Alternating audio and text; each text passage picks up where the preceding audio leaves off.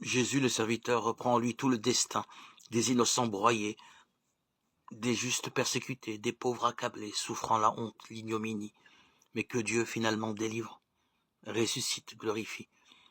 Il rassemble en lui toute la tradition d'Israël et lui donne la plénitude de sens qui se cherchait déjà dans certains psaumes. Et il permet à tous les humiliés d'exprimer enfin leur espoir.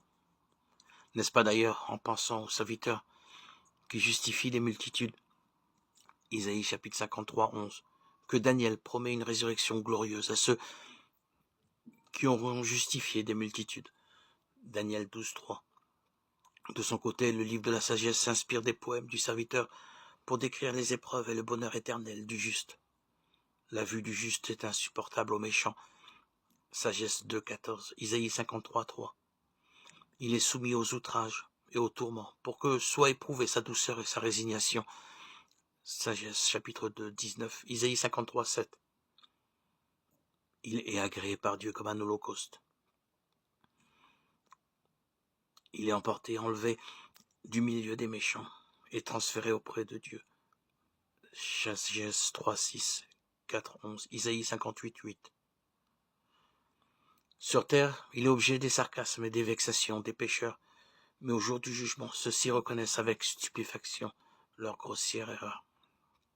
Sagesse 5, 1, 8. Isaïe 53, 1, 9. Qui décrit la confession des péchés consécutifs au martyre du serviteur. Bien plus, dans le tableau du jugement général que nous lisons en Sagesse chapitre 4, 20, 5, 23, le sort final des justes nous est décrit longuement sous la forme d'une exaltation consécutive à leur abaissement. Jésus est en vérité le merveilleux projet de Dieu, sauvant l'homme dans un monde de péché, de misère et de souffrance. Il est la contestation la plus radicale qui soit de tout l'homme. Il est la révélation au creux de la souffrance et de la mort, de l'amour infini du Dieu vivant. En un visage d'homme humilié transparaît le visage même de Dieu.